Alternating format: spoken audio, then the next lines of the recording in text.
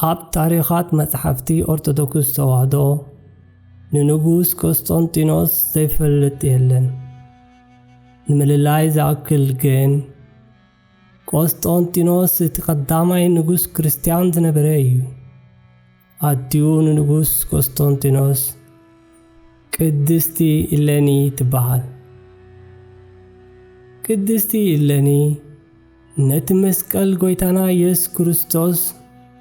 ካብቲ ተቐቢርዎ ዝነበረ ጉድጓድ ኩዒታ ብምውፃእ ጥራሕ ዘይኮነት ትፍለጥ፣ በቲ ንድኻታት ብምጽዋትን ንኡስራት ምፍታሕን እትገብሮ ዝነበረ ሰናይ ተግባር ነቶም ንዘመናት ዝኣክል ኣብ ስልጣን ደይቦም ሰናይ ግብሪ ምግባር ዘይፈልጡ ነገስታት ዋና መምህር ኮይና ዓብዪ ምሳሌ ዝኾነት ኣደ እያ። ንግስቲ ኢሌኒን ንጉስ ቆስጠንጢኖስን ዝነበሩ ከተማ ቆስጠንጢና ትበሃል ነበረት። እሞ እዛ ከተማ ሎሚ ኣበይ ጠፍያ ወይ ኣበይ ትርከብ? እስከ ሓቢርና ንድለያ።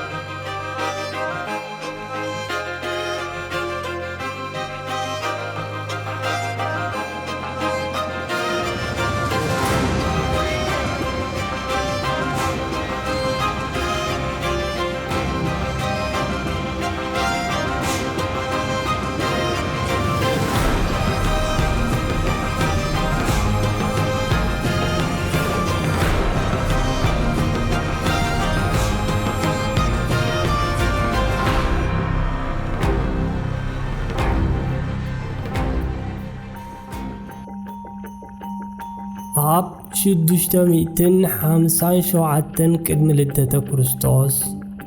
ሓደ ንጉስ ናይ ጥንታዊት ግሪክ ኣብ ገማግም ጸሊም ባሕሪ ናይ ማእከላይ ባሕርን ዘራኽብ ክፉት ቦታ ይረክብ እሞ ከም ኣገዳሲት ከተማ ገይሩ ክሃንፃ ይጅምር። ካብኡ ቀፂሉ ድማ ፐርሳውያን፣ ስፓርታውያን፣ አቴኒሳውያን፣ ማክሴዶናውያን ነዛ ቦታ ክመናጠሉላ ጸንሑ።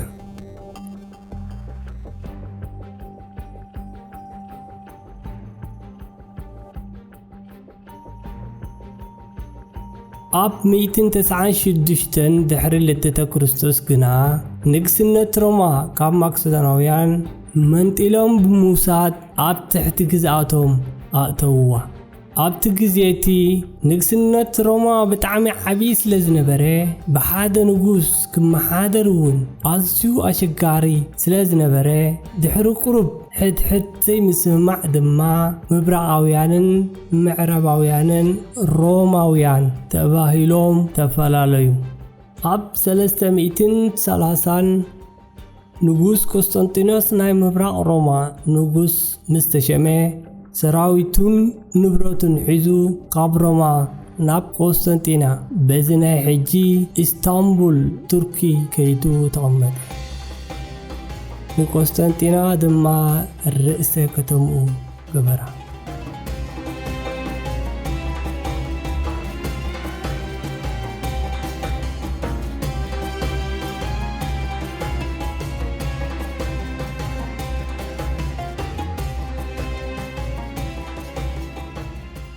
ቆስጠንጢንያ ኣብ ወደብ ባሕሪ ስለ ትርከብ ኣብ መንጎ ኤስያን ኢሮፓን ከም ቀንዲ መራኸቢት ናይ መራኽብ ማዕጾ ኮይና ተገልግል ነበረት። ቆስጠንጢንያ ምስ ግዜ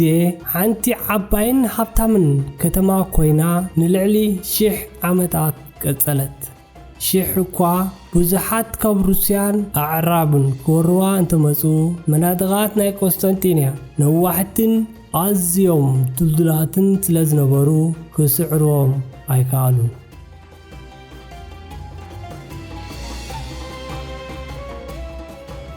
ኣብ 1451 ብሰሜናዊ ምዕራብ ኣብ ኤደርነት ትበሃል ከተማ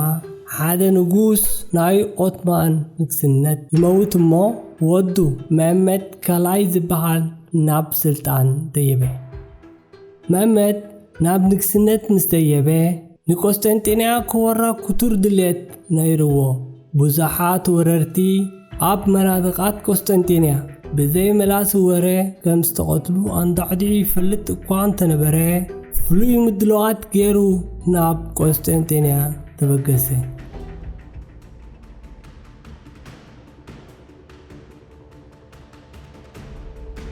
أو أفتقى مناطقات قسطنطينية دما مس كبابي كلتا مئتي شح سراويتو قومي مناطقات ناي قسطنطينية نغني كبابي 6.5 كيلومتر نوحاتو كوينو نلعلي دما 12 مترو يبتسح نبره ايت مندق دما كلتا درب نبره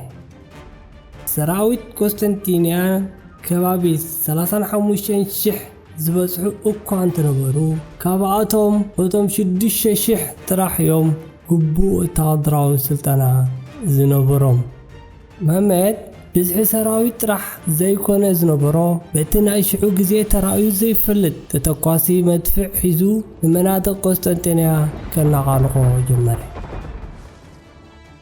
مدافعناي اوتمان نكسنت عبيت اكوان تنبرو حنت جزيه تكويسوم نخلاي جزيه كعمرو 3 ساعات يوصلهم نيرو اب مونغوزي 3 ساعات دما قسطنطيناويان نتوم زفرسو مناطقات يعريوم نبرو محمد بمراخبات ناي كوينات جيرو المناطقات قسطنطينية كفرسو اكوان تدليه كاب قسطنطينية نابيرا حد عبي سنسلت جيروم نت بحري سلازعقتو محمد قال أماراتي كنادي جمري دحرين اي قروب معالتي وقق دما سراويت محمد بسألمات عبيت مراخب ناي كوينات بعقم سب جيروم كاب جماغن بيرا تبقيسوم بمريت اندادفو ناب سقر قسطنطينية أساقرون وزو هلو خقاتم جن قسطنطيناويان አይፈልጡን ነበሩ ንጉሆ ከም ልማዶም ክዋጉ ኢሎም እንተተንሱ መራኽብ ናይ መመድ ነቲ ሰንሰለት ሰጊረን ኣብ ገማግም ቆስጠንጢና ረኣይዎን ከይጸንሑ ሰራዊት ቆስጠንጢና ካብ ምዕራብ ናብ ሰሜን ክከላኸሉ ጀመሩ መመድ ግን ካብ ካልኦት ሮማ ዓዲ እንግሊዝ ሓገዝ ንቆስጠንጢና ከይመጾም ፈሪሑ ስለዝነበረ ብዘይ ምቁራጽ بمدفعن أعمانن مناطق قسطنطينة اندهارمه كفرسو جمره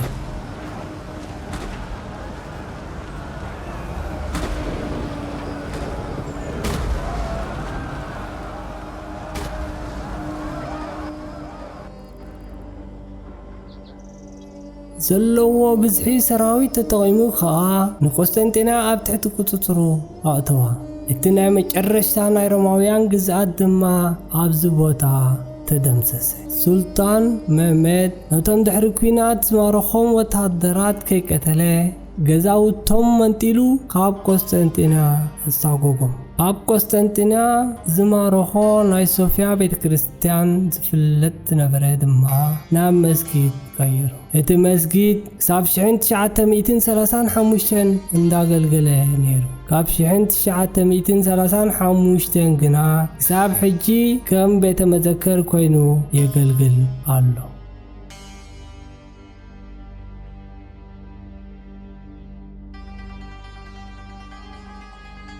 مساهم زناحكو ميكيلي ولد سلاسة